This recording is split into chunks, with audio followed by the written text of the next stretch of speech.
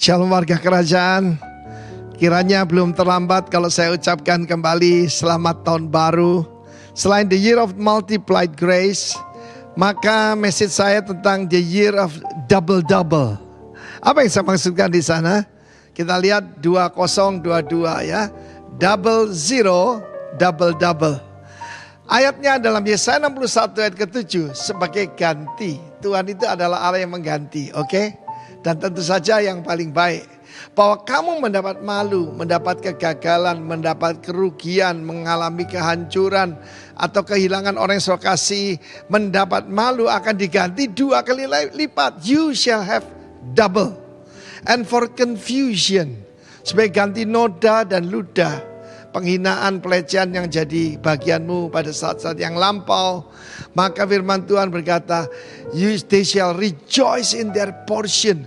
Bagian di sana adalah portion, ya, warisan, ya, bagian. Kamu akan mendapat warisan 2 kali lipat di negerimu, dan sukacita abadi menjadi kepunyaanmu. Sebelum mengalami multiplikasi, kita akan mengalami double dulu. Kalau ada pencuri mencuri, maka dia harus dihukum mengganti 2 kali lipat, ya. Karena itu mungkin ada yang dicuri dari Anda, entah keuangan, entah apa saja, dan engkau dilupakan. Ingat, kamu punya Tuhan yang tidak akan melupakan, dan Tuhan yang mengganti. Salah satu yang kita harus tahu, God is a rebuilder, yang membangun kembali. Dan Tuhan adalah master avenger. Dia namanya Gaal. Gaal itu artinya bukan cuma penebus, tetapi saudaraku, pembalas juga. Master avenger, ya. Karena itu tidak usah balas, ya. Tangan Tuhan lebih besar. Pembalasan adalah hakku, kata Tuhan. Vengeance is mine. Dan firman Tuhan mengatakan, bagi umat Tuhan yang mengalami dipulihkan oleh Tuhan, punya perjanjian dengan Tuhan, kita akan disebut hambanya Tuhan, dan ini akan menjadi bagian kita. Jadi, tapi ada kuncinya yang double zero tadi. Apa zero itu? Zero itu mengosongkan diri seperti Filipi pasal 2 juga, ya. Mengosongkan diri seperti Kristus, kenosis, mengosongkan diri. Dia yang dalam rupa Allah tidak menganggap kesetaraan dengan Allah sebagai milik harus dipertahankan. Tetapi dia menjelma jadi manusia. Ketika Roh Kudus turun atas Maria, bukan pada waktu lahir, tapi waktu turun atas Maria, itulah terjadi annunciation atau penurunan, ya. Bukan ascension, tetapi juga ketika Allah masuk dalam rahim daripada Maria melalui kuasa Roh Kudus itu. Maka firman Tuhan mengatakan dia akan beri nama dia Yesus. Yesus itu Yeshua, Tuhan Juru Selamat.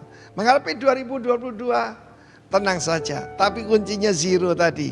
Mengosongkan diri, memikul salibmu setiap hari, ya, dan menyangkal diri. Double zero. Baru kamu akan mengalami janji Tuhan ini. Double-double. Sebagai malu diganti kemuliaan. Tuhan berkata bahwa sebagai ganti daripada kayu akan diberikan emas. Ganti besi akan diberikan perak. Luar biasa bukan?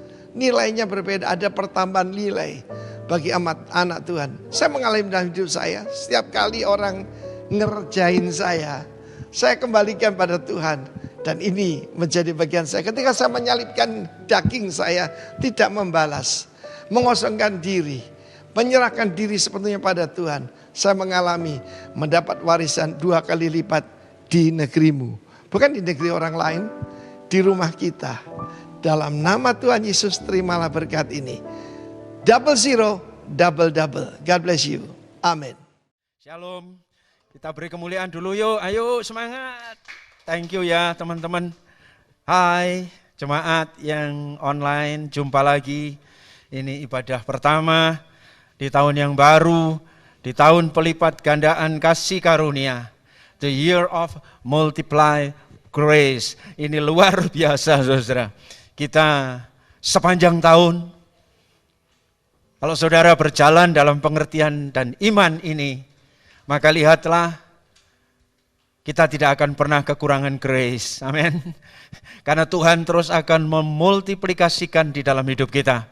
Kalender gerejawi kita dibuka bulan ini dengan chosen by the King. Ya, kita ini dipilih oleh Allah sendiri.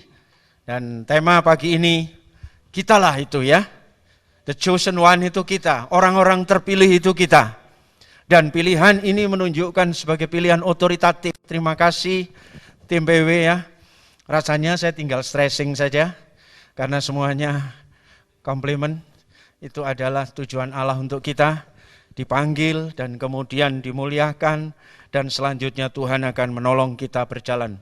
Jemaat yang dikasihi Tuhan, tahun yang sudah kita lewati adalah memang tahun yang tidak mudah, itu benar. Tetapi sesulit-sulitnya masa dan tahun, Tuhan itu di atas tahun-tahun itu. Ya, buktinya kita semua masih tetap bisa beribadah pagi ini dengan keadaan yang sehat, dalam kondisi yang saya percaya itu semua karena anugerah Tuhan. Kelimpahan dan kemurahannya itu tak terhitung, saudara ya. Jadi apapun itu, Tuhan itu baik. Kita akan belajar secara cepat tema ini. Ini tahun pertama, minggu awal, kita melayani lagi secara hybrid.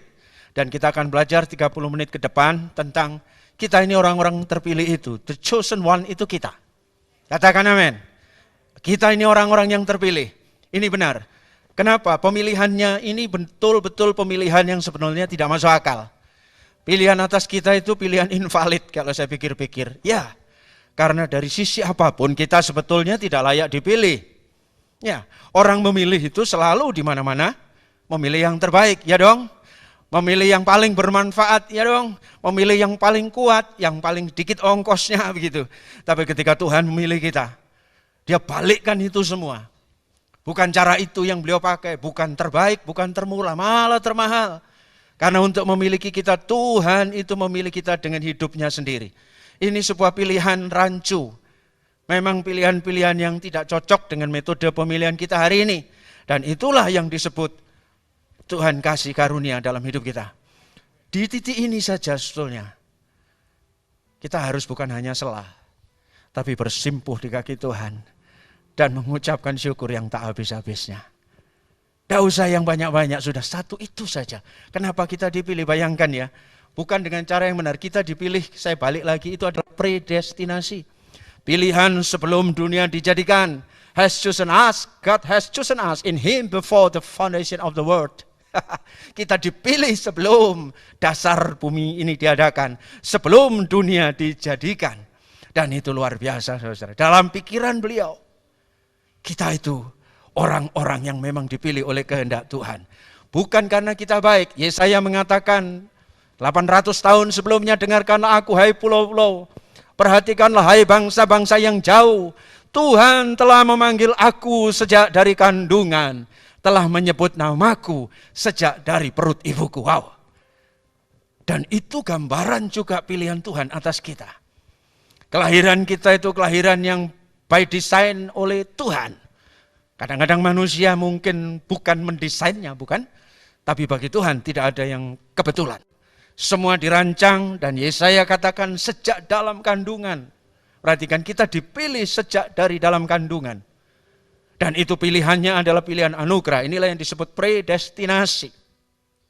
Selanjutnya beliau katakan dalam bahasa Indonesia masa kini, sebelum dunia diciptakan, Allah telah memilih kita melalui Kristus. Bayangkan, dengan maksud supaya kita menjadi miliknya yang khusus dan tidak bercacat di hadapannya. Dilanjutkan di dalam ayat yang ke-11. Allah mengerjakan segala sesuatu menurut keinginan dan keputusannya sendiri. Jadi Allah ketika memilih kita tidak dipengaruhi siapapun. Ini semakin mengokohkan pilihan itu sebagai pilihan otoritatif Tuhan. Ini nanti ada implikasinya loh. Karena memilih bukan karena pengaruh yang lain. Betul-betul from bottom of heart dari Tuhan. Dari dasar hati sendiri. Digerakkan oleh belas kasihan dan kemurahan. Beliau memilih kita sejak semula, Ia sudah memilih kita. Sejak semula Ia sudah memilih kita. Sebab Ia ingin supaya kita menjadi umatnya karena bersatu dengan Kristus. Haleluya. Oh saudara, tidak ada metode pemilihan sedahsyat ini Dan efek implikasi langsungnya harusnya, tadi saya katakan tidak cukup kita bersela atau merenung sejenak, tapi harusnya bersimpuh tak habis-habisnya. Disertai rasa bangga yang agung. Apalagi begini, di antara miliaran orang, banyak yang dipanggil, tapi sedikit yang dipilih. Dan yang sedikit itu adalah kita. Katakan amin. Ini luar biasa, saudara. Sekian puluh tahun yang lalu saya merasakan kegembiraan itu walaupun tidak setara. Hari itu saya sedang menghadapi sebuah eksaminasi, sebuah fit and proper test untuk memasuki sebuah perusahaan di Indonesia, salah satu yang terbesar. Tidak ribuan orangnya, cuma ratusan. Dan saya terpilih di antara yang ratusan itu. Begitu pengumuman saya diterima di kantor itu, rasanya hati dan dada ini meledak. Bukan hanya bahagia, tapi bangga. Walaupun itu hanya pilihan-pilihan karena pekerjaan, saudara. Dan saudara tahu, pangkat saya centeng, saudara. Bawahan. Grade-nya paling rendah, 25. Dan itu disebut manajemen trainee. Pakai baju hitam putih. Belum diseragami, saudaraku. Tapi bangganya setengah mati. Luar biasa, rasanya tidak menginjak bumi. Bayangkan, saudara dipilih oleh raja, segala raja. Pemilik langit dan bumi. Tanpa pengaruh siapapun. Tidak diojok-ojoi siapapun. Bukankah di sini harusnya menghentikan kita dari semua kegalauan dalam hidup. Katakan amin. Saya ngajak saudara, begini ya. Kalau kita ingin mendapatkan hasil yang lebih, tidak bisa melakukan hal-hal yang sama, bukan? Kalau ingin menghasilkan lebih, kita harus melakukan sesuatu yang berbeda. Itu pasti. Ketika kita melakukan sesuatu dengan cara yang sama dari waktu ke waktu, hasilnya mirip atau akan menurun.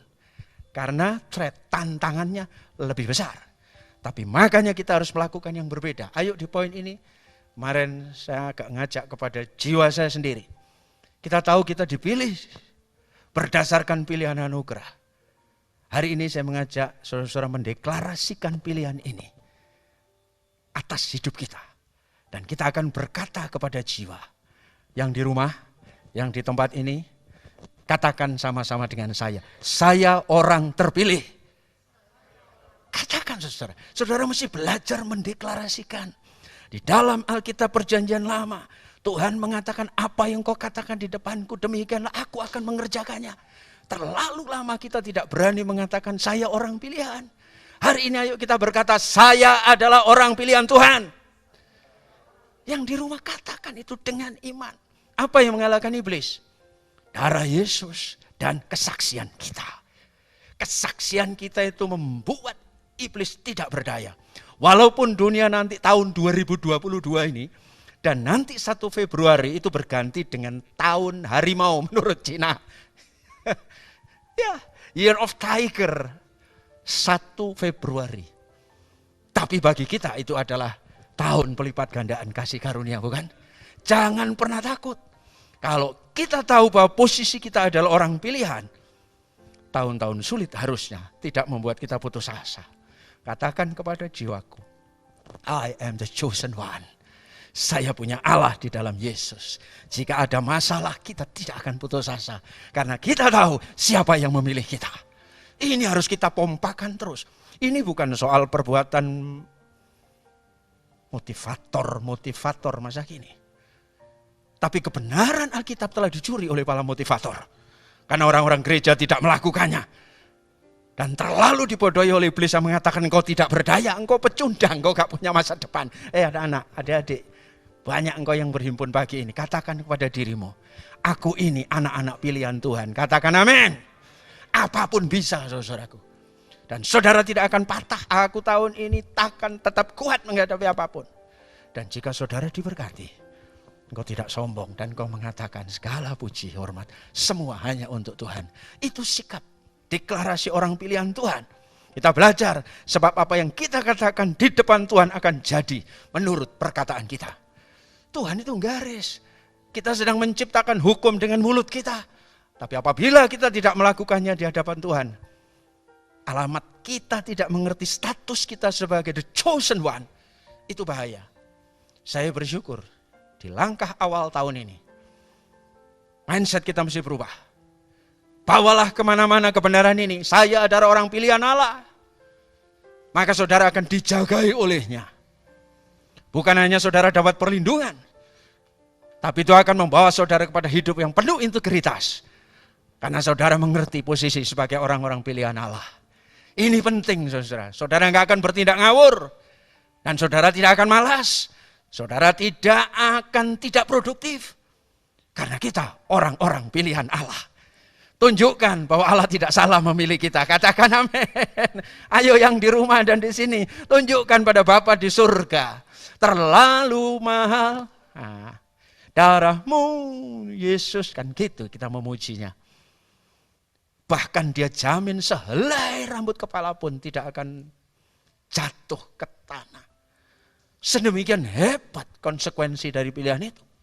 Saya dulu ketika berhasil masuk dalam pilihan penyaringan karyawan itu, hak saya cuma, ya sudah dapat gaji. Dapat lembur, itu pun kalau lembur. Dan kalau telah dipotong. Jaminannya hanya gitu-gitu aja. Dan saudara tahu gaji saya yang saya terima, saya ingat waktu itu. Terima salary pertama, Rp125.000. Itu pun bangganya setengah mati. Sudah pakai dasi di depan counter. Dan kalau ngitung salah, tekor. Tapi mau bangganya itu loh kayak iya. Tapi saudara itu lebih dari itu. Ayo hari ini ayo anak-anak, apapun keadaanmu, sudah katakan saya orang pilihan Tuhan.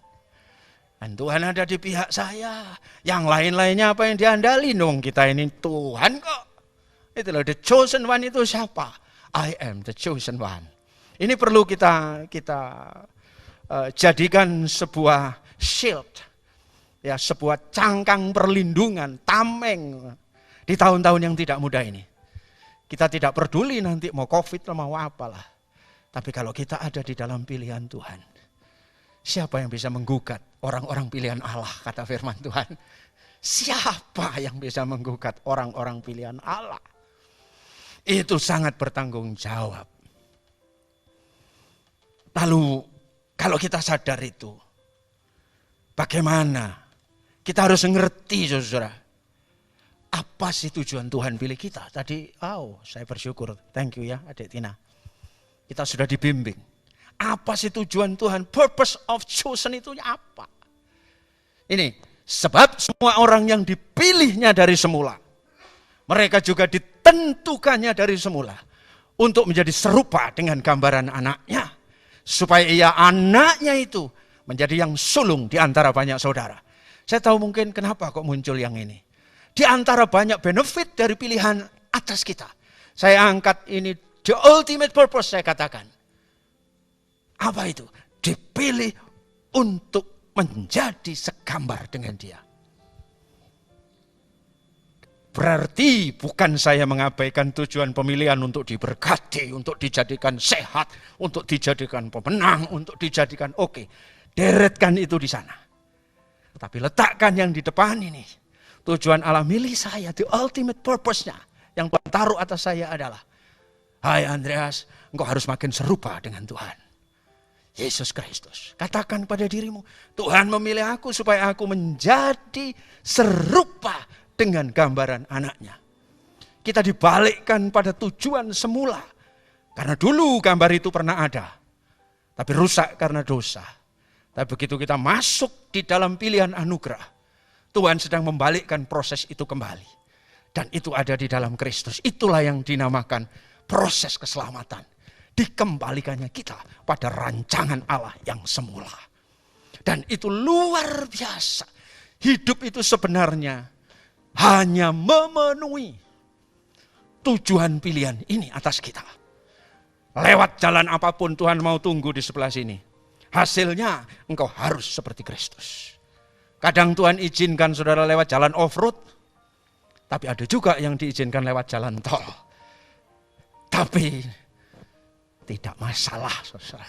Karena tujuan panggilannya menjadi serupa dengan gambaran anaknya.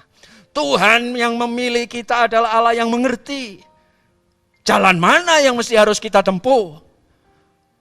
Ada orang-orang akan lebih cepat mencapai tujuannya lewat off-road loh.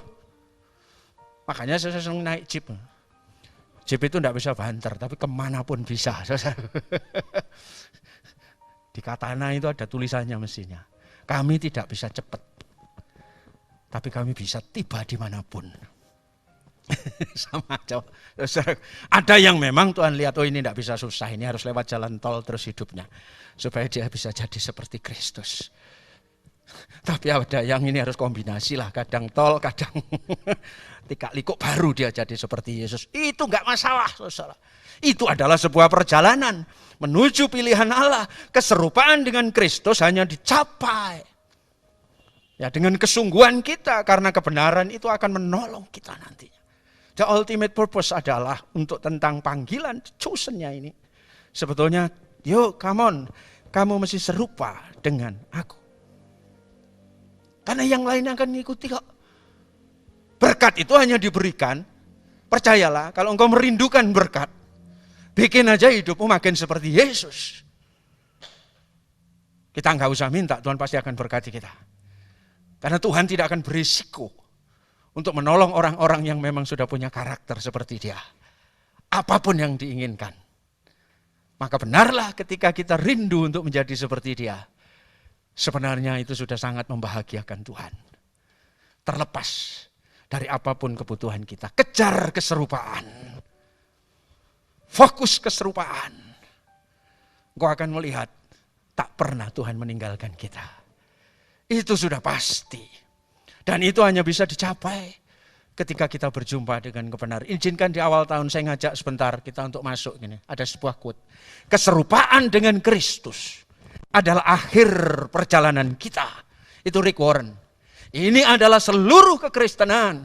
Kekristenan tidak menawarkan hal lain sama sekali. Kata C.S. Lewis.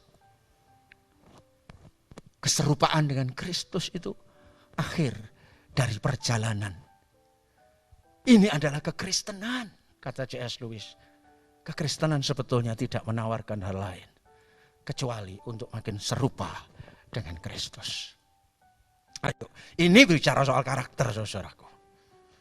Ini bicara soal karakter. Orang pilihan itu memang saat Tuhan memilih tidak peduli keadaanmu. Compang-camping kah? Lagi dalam dosa kah? Lagi tidak berbentuk kah? Kasih karunia-Nya tetap menjangkau. Tapi setelah masuk dalam anugerah pilihan kasih karunia, kita tidak bisa tinggal diam. Kita mesti harus masuk dalam proses keserupaan. Saya ingatkan salvation construction-nya. Jadi konstruksi keselamatan yang sempurna itu begini. Ini salvation in Christianity ya. Itu konstruksinya. Ya, saya pernah seringkali dengan Pak Sugiarto pada tahun yang lalu kita sering bicara. Konstruksi keselamatan secara utuh konstruksinya itu memang 3 ini. Pertama berjumpa dengan kasih-Nya lewat apapun, sudahlah. Terima kasih karunia, dipanggil, dibaptis, sudah bla bla bla. Lalu masuk, mulailah terima anugerah lagi yang lebih lagi. Doanya dijawab, lalu tekuk lutut, makan jojo baru, begitu tekuk lutut langsung dapat segala sesuatu. Tapi no, jangan berhenti di situ. Untuk menuju proses keserupaan, perlu ini loh, truth encounter. Kita ketemu kebenarannya. Dan itu hanya bisa dicapai ketika kita memberi banyak waktu untuk Tuhan. Pilihan ini mengandung sikap. Tujuan pemilihan Allah ini tidak menggantang asap. Tapi kitalah yang harus bergerak. Mohon untuk bisa jumpa dengan kebenarannya. Karena kebenaran itu akan bekerja dari dalam. Mengerjakan kita. Inilah. Jangan mengubah dirimu menjadi seperti orang di dunia ini. Kata Roma untuk orang pilihan. Biarlah Allah mengubah bagian dalam dirimu. Oh, keren loh versi mudah dibaca itu. Dengan cara berpikir yang baru. Akhirnya nanti akan jadi sama seperti Yesus. The Message tulis, you'll be changed from the inside out. The Message Alkitab tentang ayat yang sama. Kamu akan berubah dari dalam menuju keluar. Inside out. Dan ini, proses ini hanya bisa didapat ketika kita berjumpa dengan kebenarannya. Terus, masuk sana. Tujuannya ke sana saja. Dan ketika kita completely mulai diubahkan oleh Allah. Dengan menyertakan kehendak bebas kita serahkan kepada Tuhan. Maka Tuhan akan bekerja, mengerjakan kita dari dalam. Dan ini tidak bisa dilakukan oleh agama apapun. Makanya jangan heran ketika sebuah komunitas makin beragama. Kadang-kadang juga makin tidak berkenan kepada Tuhan. Religion or spiritual kan begitu terakhir. Ya kita tidak cukup puas hanya berreligi saja. Karena kita mesti harus masuk kepada cara Allah. Minggu lalu kita belajar kalau mengenal Allah. Kita mesti bisa taat hukum-hukumnya. Kita mempercayai dan mempercayakan diri. Dan ini loh kita memiliki kasih-kasihnya Kristus salah satunya. Yang demikian ini adalah merupakan cerminan dari Bapa yang memilih kita. Dan prosedurnya, protokolnya adalah ini. Biarkan kita berjumpa dengan kebenarannya. Khotbah pendeta itu daya ubahnya sebetulnya tergantung dari apakah kita mau meletakkan firman itu dan kita mau berjumpa dengan kebenarannya. Karena perubahan akan dari dalam. Agama itu hanya mengubah dari luar. Ya, mengubah dari luar saja. Maaf. Di kalangan kita saja juga begitu. Bukan salibnya yang tambah besar, bukan aksesoris baju pengkhotbahnya yang nampaknya pinjam wibawanya. Itu kan gambaran dari perjanjian lama, memang ada efod, ada jubah, imam, ada macam-macam ribet seperti itu. Karena itu gambaran sampai datang imam besar agung itu sendiri yang sudah membereskan itu semua dengan masuk ke ruangan maha suci.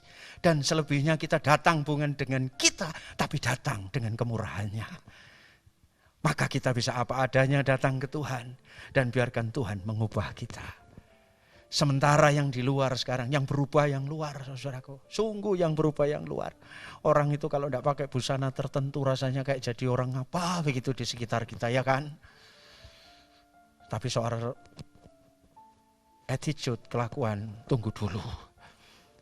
Tapi kekristenan sebagai orang-orang pilihan mengajarkan kita diubah dari dalam.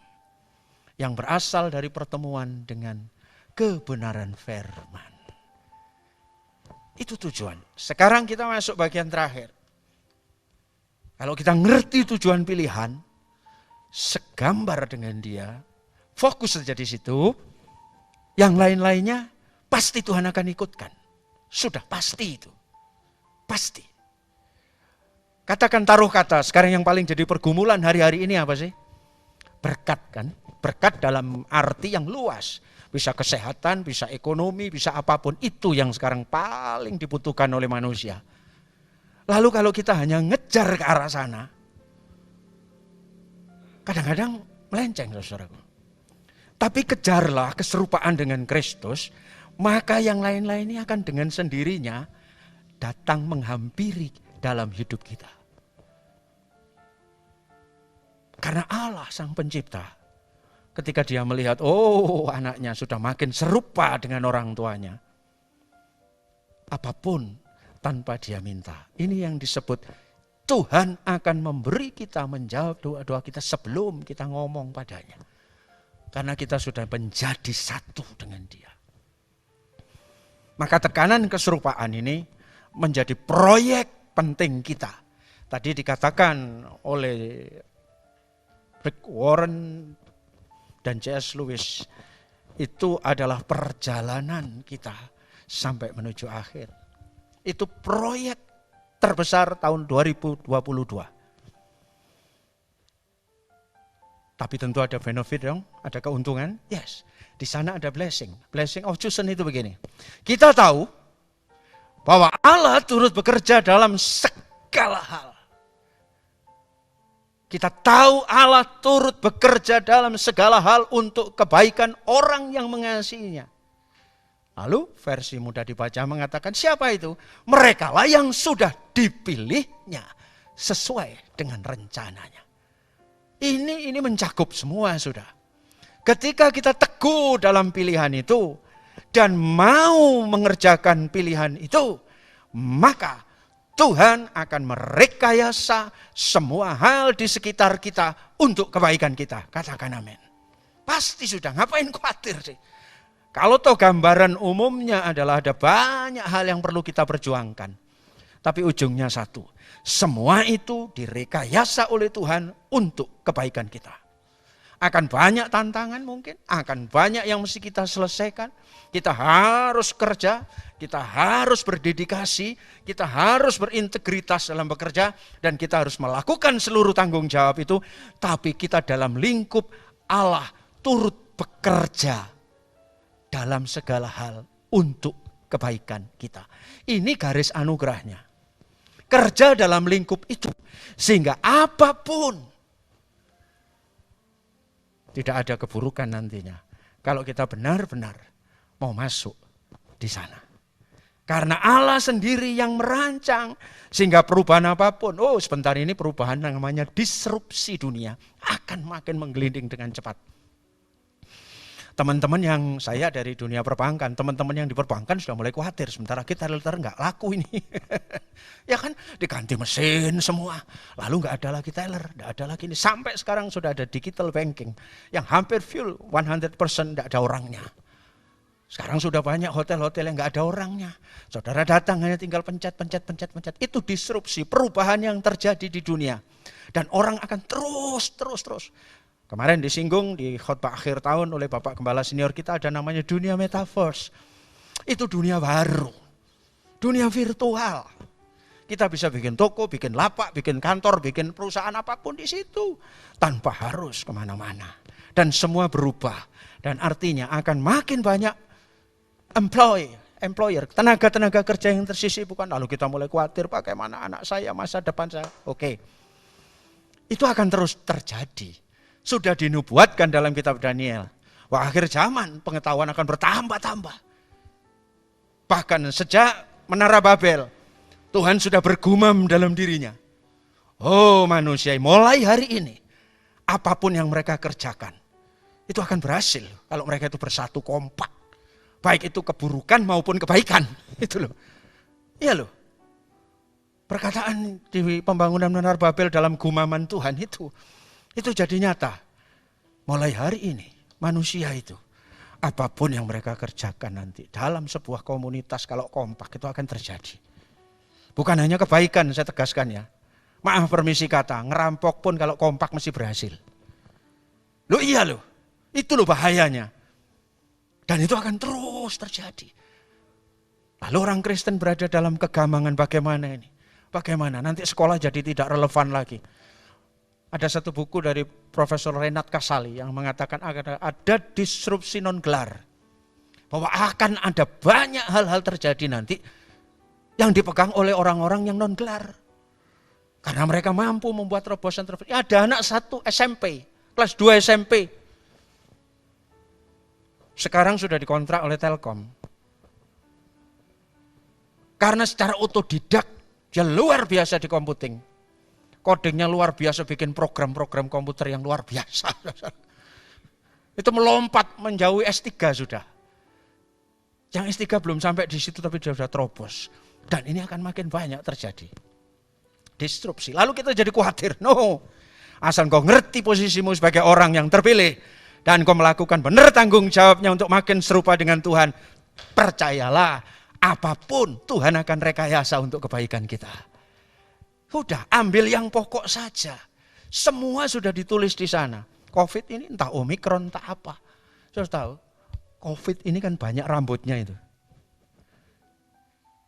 Itu akan berubah terus. Yang itu loh, yang seperti paku-paku itu kalau digambar di mikroskop, dibesarkan kan bulat terus ada nyeprok-nyeprok gitu toh. Nah itu akan mudah berubah.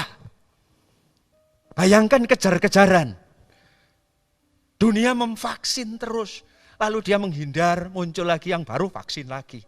Sampai di Makassar ada orang vaksin 17 kali. Saking jengkelnya mungkin ya. Dia sambil jadi joki, sambil itu ya. Mau dikejar apa? Wong namanya virus. Dia akan terus bermutasi. Dan terus akan kejar-kejaran. Lalu ahli kesehatan juga mungkin akan muncul virus yang lain juga. Sudah, dunia memang menuju akhir zaman, akan datang masa yang sukar. Tapi percayalah, orang yang yakin dengan pilihannya dan mau mengerjakan pilihannya di dalam Tuhan, Tuhan akan atur hidupnya. Semua akan direkayasa untuk kebaikan kita. Tapi mesti berintegritas, mesti kerja keras, mesti ulet dan sebagainya. Oke, itu memang harus dilakukan. Tetapi benteng spiritualnya, kita harus ngerti, kalau ku hidup suci, tidak turut dunia laku lama, ku tahu Tuhan pasti buka jalan. Orang dulu sudah ngerti. Semua boleh berubah, asal aku hidup benar, mencari Tuhan, keserupaannya. Ku tahu Tuhan pasti buka jalan. Itu sudah pasti, tak akan pernah dibiarkan orang benar itu goyah. Sepanjang malam ada kegelapan, tapi menjelang pagi akan datang sinar matahari yang cerah. Itu semua begitu. Tetapkan di dalam hidup kita. Benefitnya oke. Miles Monroe mengatakan, your destiny is chosen by God. Ini. Your future is certain. Amin. Takdirmu, destinimu itu telah dipilih oleh Tuhan. Saudara-saudara, destininya telah dipilih oleh Tuhan. Katakan amin. Masa depanmu sudah pasti, your future is certain. Tapi jangan lupa, apakah kita bisa sampai di sana itu, kata Miles Monroe, up to you. Artinya mesti ada tanggung jawab yang mesti kita kerjakan. Ayo di awal tahun ini kita penuhi tanggung jawab kita di hadapan Tuhan. Katakan amin. Cari keserupaan dengan Tuhan, ini sudah pasti. Your destiny is chosen by God. Yes. Maka oleh jaminannya, your future is certain. Oh, amin, puji Tuhan. Masa depanku sudah pasti di dalam Tuhan. Sekarang, apakah kita nanti sampai pada itu atau tidak? Di awal tahun ini, firman Tuhan paparkan 2 jalan. Kerja Roh Kudus tetap sama. Tidak pernah Tuhan memaksa. Itu up to you. Maka saya ingin berkata pada saudara baik yang online maupun onsite. Tuhan ngomong itu terserah kita. Dan pagi ini ayo kita sama-sama bikin kesepakatan. Permufakatan baik, bukan permufakatan jahat. Aku dan keluargaku seperti Yosua akan memilih taat kepada Tuhan. Katakan amin. Kalau itu yang kita lakukan, firman Tuhan katakan perjalananmu tidak akan tersandung sepanjang tahun ini. Dan itu janji Tuhan buat kita. Dan hari ini kita harus memilih mendeklarasi diri kita. Yes, aku tahu takdirku, aku sudah dipilih oleh Tuhan untuk serupa dengan Dia. Dan di dalam pilihan anugerahnya itu, my future is certain. Pasti, sudah pasti. Sekarang Tuhan, saya mau untuk memilih taat kepadamu. Tuhan memberkati, kita beri kemuliaan untuk Tuhan.